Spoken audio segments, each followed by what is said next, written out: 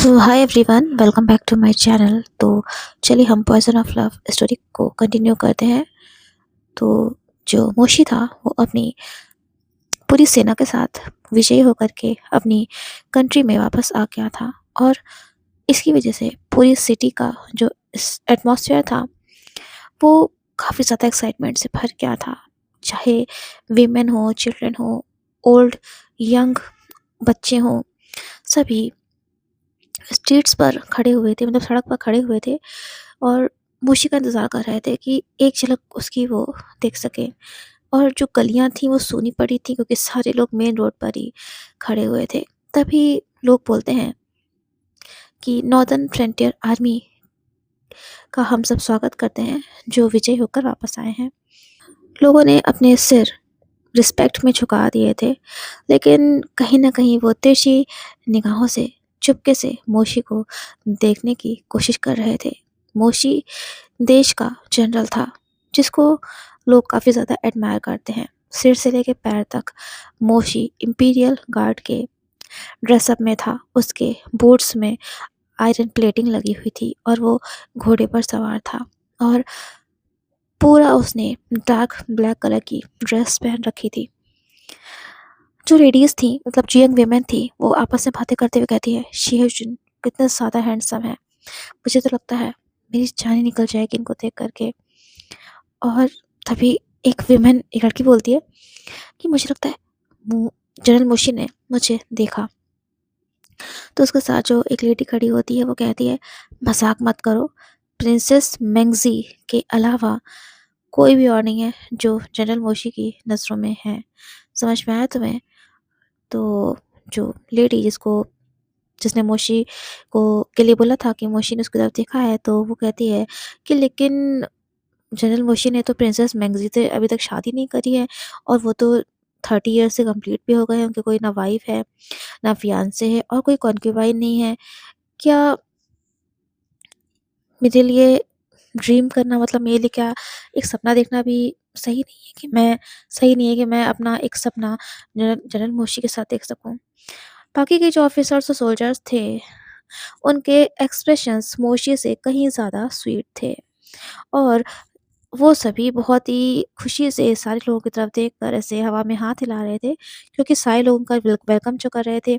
ख़ास करके यू चेनशिंग, जो कि बहुत ज़्यादा खुश था और वहाँ पर जो यंग लेडीज़ खड़ी हुई थी, उन सभी से वो फ्लावर्स इकट्ठा कर रहा था। मतलब वो लेडीज़ फ्लावर्स दे रही थी, तो यू चेनशिंग वो फ्लावर्स उनसे ले रहा था।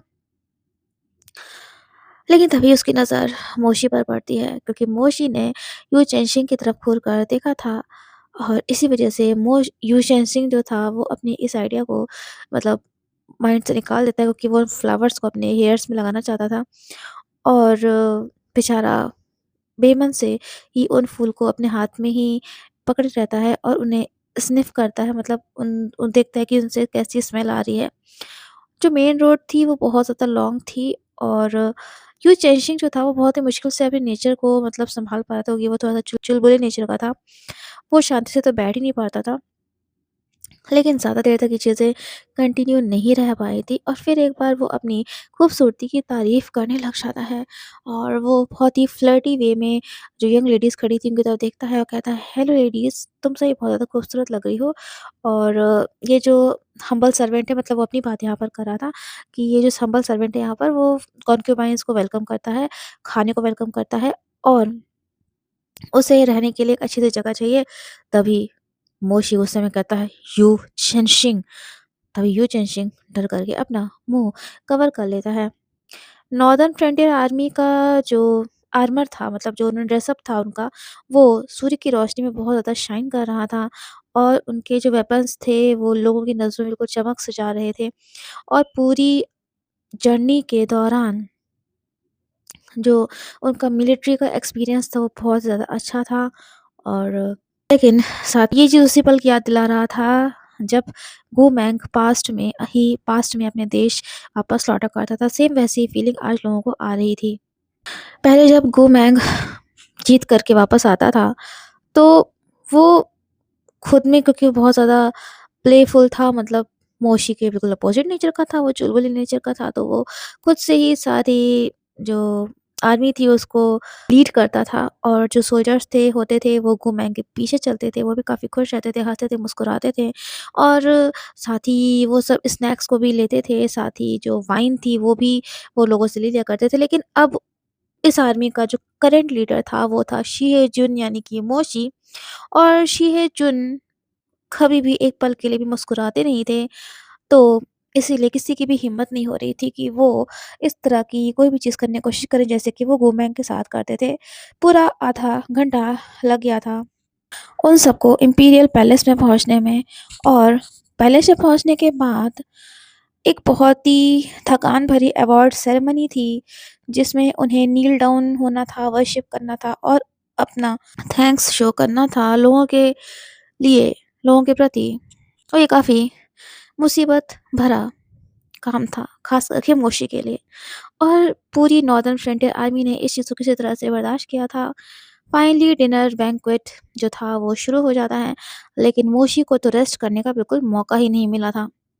पहली बार जब यू चेंशिंग ने मोशी के बारे में मजाक किया था और कहा था कि जो मोशी है वो अपनी प्योरिटी को, मतलब अपनी शुद्धता को बिल्कुल बहुत ही ज़्यादा प्रिजर्व करके रखते हैं किसी स्पेशल पर्सन के लिए, तो मोशी ने, शी जुन ने यू चेंशिंग को पनिश किया था।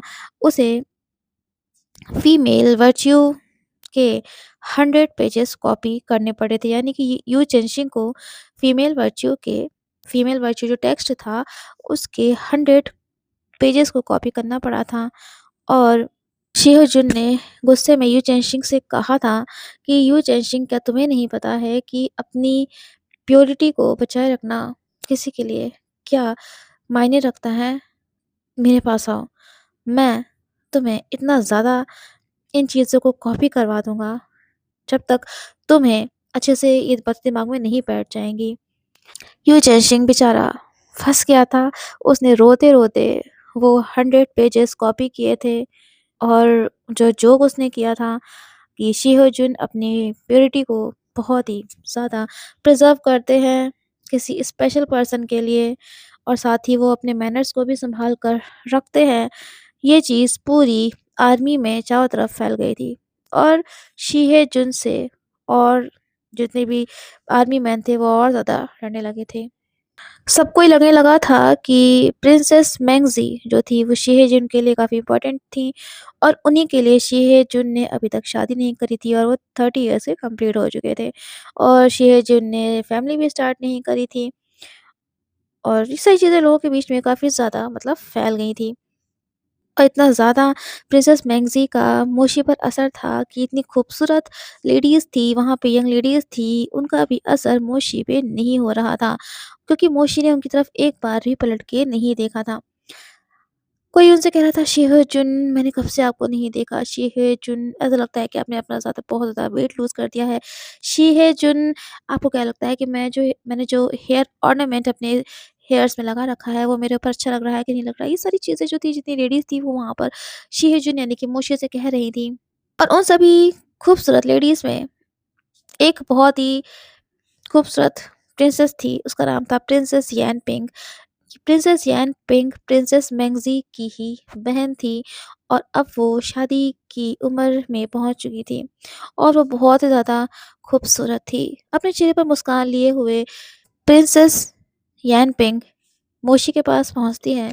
उसके लिप्स पर एक मुस्कुराहट थी, और उन दोनों का ऐसा देख कर यू चेंजिंग जो थोड़ी दूर पर खड़ा हुआ था, उसने अपने एक साथी का हाथ जल्दी से पकड़ा और कहा, ब्रदर चलो ना, हम मैं तुम्हें को दिखाता हूँ। तो जो उसका साथी था, मतलब जो उसका साथी था, यू चेंशिंग का जो साथी था, वो कहता है कि तुम क्या चाहते हो? हाँ, तो यू चेंशिंग काफ़ी एक्साइटेड वे में कहता है कि देखो देखो उधर क्या हो रहा है, क्या वो प्रिंसेस यानपिंग और शीहेजुन नहीं है? तो जो साथ में उसका यू चेंशिंग का साथी था वो कहता है, इसमें क्या देखने वाली बात है? प्रिंसेस यानपिंग के पास कोई भी चांस नहीं है, क्योंकि जनरल मोशी तो इस सब में इंटरेस्टेड ही नहीं है। लेकिन जो यू चेंशिंग था वो मानने को तैयार ही नहीं था। उसे लग रहा था कि आज तो उसे गॉसिप करने का मौका मिल ही गया है। तो उसके साथ जो पर्सन था वो कहता है, ब्रदर क्या तुम्हें वो दिन याद है जब तुमने उन सारे पेजेस को कॉपी किया था फीमेल वर्च्यू के? यू चेंशिंग अपने पास्ट को भूल गया था। लेकिन उसे भूलना आसान नहीं था क्योंकि कॉपी करते-करते उसके हाथ में घाव हो गए थे जो कि काफ़ी वक़्त बाद ठीक हुए थे। और उसका जो दोस्त था, यू चेंजिंग का जो दोस्त था, वो उसे वहाँ से खींच कर ले जाता है क्योंकि वो नहीं चाहता था कि फिर से यू चेंजिंग को वही सज़ा फेस करनी पड़े। प्रिंसेस यान पिंग कहती है, ब्रदर इन लॉ। मोशी ने अपनी नसें नीचे कर लीं और एक पल के लिए वो रुका क्योंकि वो प्रॉपर वर्ड्स का यूज़ करना चाह रहा था।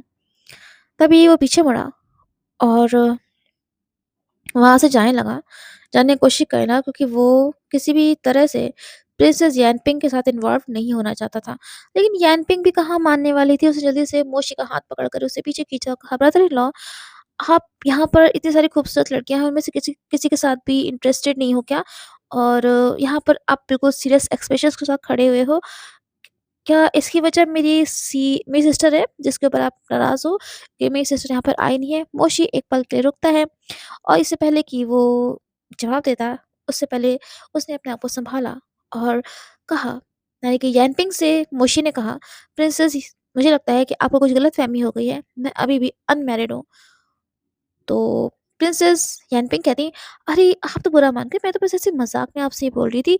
मोशी को बहुत ज़्यादा गुस्सा आने लगा, तो वो अपने गुस्से को किसी से कंट्रोल करता है और थोड़ा-सा दूर होते हुए कहता है कि इस तरह के मैटर्स कब से मज़ाक की वजह बनने लगी, मतलब कब से ये चीज़ें मज़ाक का मैटर बनने लगी। तो यानपिंग जो थी वो कहती, अच्छा, अच्छा, ठीक है, सॉरी, आप प्लीज़ नाराज़ मत हो।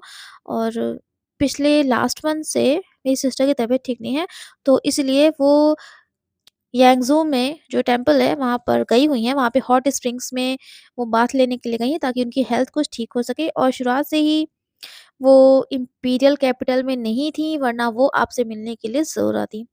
मोशी को अच्छे से पता था कि प्रिंसेस मैंगज़ी की तबीयत काफ़ी ज़्यादा ख़राब हो गई थी और मोशी की रिस्पॉन्सिबिलिटी थी, बहुत बड़ी रिस्पॉन्सिबिलिटी थी मैंगज़ी का ध्यान रखने की।